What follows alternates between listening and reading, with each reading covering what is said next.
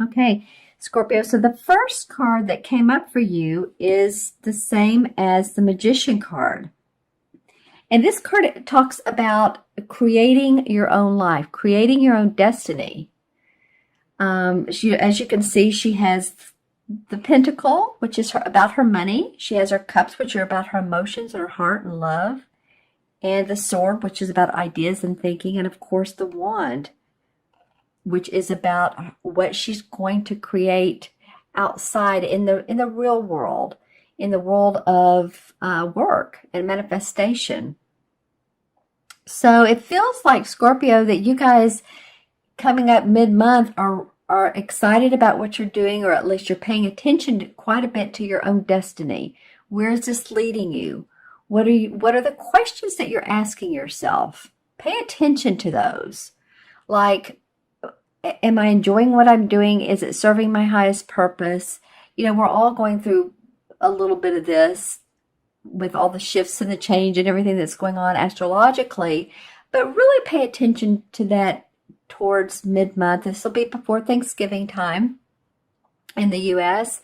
and before the holidays. So maybe it is a good time to contemplate as well.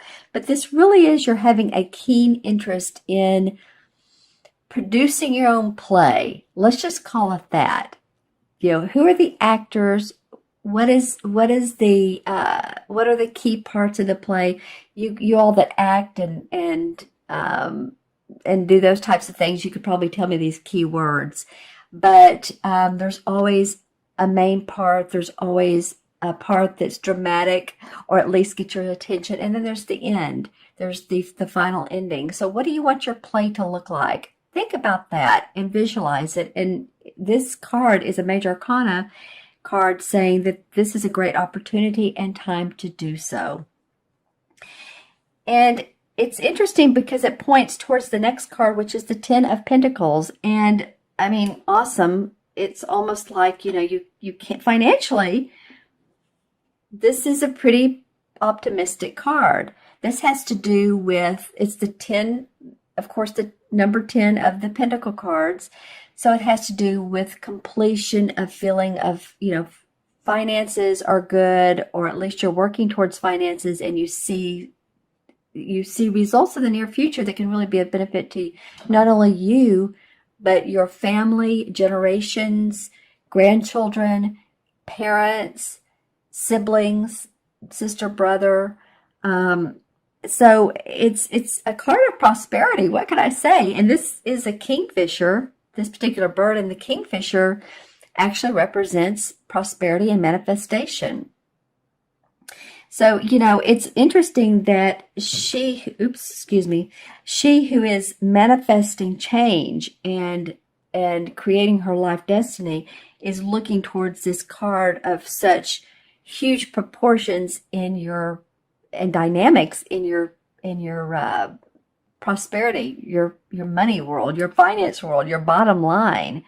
So you really may be thinking about that. It can also be a card of inheritance. So any of you all that are seeing inheritance, money coming in through ways that you had not known was coming, possibly through bonuses at work, but it really more or less means through usually the family channels, property that comes up, and money that, like I said, through inheritance or stocks, bonds that come about.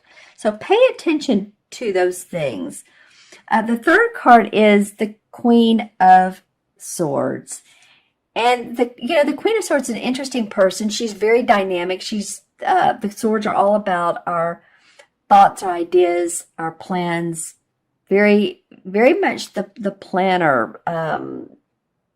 And she's can be sharp, a little sharp with her words. It's interesting with the sword. She's great with her intellect, but she can be a little bit cunning. And so this person can either represent, you're being that way, you're having the aspects of the queen, and also this represents an air sign. So that'd be Libra, Gemini, or Aquarius, sun, moon, or rising, and the aspects that they have. That all three of those signs, excuse me, are very intellectual. That's why they're air, because it's, we think of intellect coming from our mind. But this could be a person that comes into your life randomly, or someone you haven't seen in a while. This could be someone that some of you are like, wow, they've popped back in. Do I want to get to know them? Are they part of my life? And I'll pull clarification cards on this. Just know that, to up your inner strength, your third chakra, inner strength around this person, because the queens, like I said, can be very, I hate to say manipulative, but sometimes. But if you up your game and you have a discussion with this person, then you're fine. It can also mean you just taking on some practical projects, creating new projects and planning. So I'll draw, and that can be for any type of Scorpio. Just think about which she would indicate to you, and I'll draw some clarification cards for you. But, sometimes these cards can go either way. This could be someone coming back into your life that represents someone who you feel is very sharp and intellectual and straight to the point. Or it can be you taking on these aspects. So let's see what the cards have to say. And you know what else I'm noticing in all three cards are birds. This is like a crow. This is a kingfisher. And this is a beautiful yellow-breasted bird. And so birds to me are like messengers. So also intuitively pay attention to messages you might get from being outside and noticing birds flying by. If it's not too late in the season, some people are noticing butterflies pretty late in the season. But birds, like I said, are messengers and can often be our past lovers that have passed on, or they can be family that have passed on, spirit guides, in other words. And actually, with these purple irises, that is a very intuitive color, purple is. So I'm feeling like with 1, 2, 3 birds, that each are very distinct. Pay attention to messages that you might get. And let's pull some cards and see what this might be. Interesting. Well, the Nine of Swords, and this came up from one of my readings. I believe it was for Pisces last readings I did in the beginning of November, came up under this card. And so this definitely meant, she's been crying, she's been worrying. There's a problem with this Queen of Swords. This person's come back in and they're not meant for her or him, or if it's a woman or man. This can be a man or woman. So, that can be. It came up under the Witch, which is the same as the Magician. So I feel like some of you have really worried over some of your structure, your finances, your home, your house. I was trying to say home and house at the same time. But you're ready to create new. Actually, this may have been not great for you, but at least beneficial in sometimes we just need to let go of limiting beliefs, limiting ideas, thoughts, release them, let them come out of us so that we can start anew. And that's what this Magician card is saying. So for the Ten of Pentacles, the one that wants to come out, well, there's some angelic blessings, temperance around this. Temperance card meaning balancing. You're doing the balancing act. As you can see, she's an angel, and then she's working with this cup. And this cup has a lot of emotions in it. So she's paying attention. In fact, there's a crown. If you look in this yellow cloud right here, there's a crown. So she's paying attention to her crown chakra and spiritual wisdom that she's gaining. And also through her emotions. So paying attention to what's coming in, like I said a minute ago, intuitively, and manifesting, combining that with the earthly planes, with what she can emotionally feel good about and produce. And I feel like this has to do with your money, your income, setting that firm foundation for yourself. And the Queen of Swords. Okay, well, the Page of Rods came up. The Page of Rods usually indicates a message coming in of work, of something. You hear about a new idea to further your work. Someone says something to you like, you could do this, and this could really, help you out. And that's what I was saying earlier about listen to other people. So interesting, the Page of Swords is almost shouting out to her. So it feels like possibly this Page of Swords, because this person is a talker. This is a fire sign, Leo, Sagittarius, or Aries. But the fire is, you're able to come up with these analytical ways of thinking when you reach into your page. This page may be a person who has inspired you. It may be even a child. But it does feel like that you feel inspiration. Now, this person, like I said earlier, is a queen that has come back into your life and you're not really great about it. Feeling great about it. Pay attention to anyone who has offered you suggestions, called you on the phone, a salesperson, salespeople.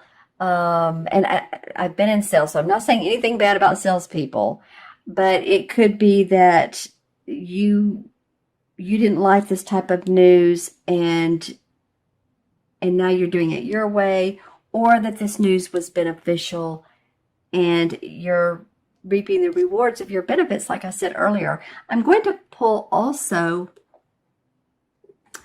a card from Earth Magic and see what the resolve is. What is the resolve?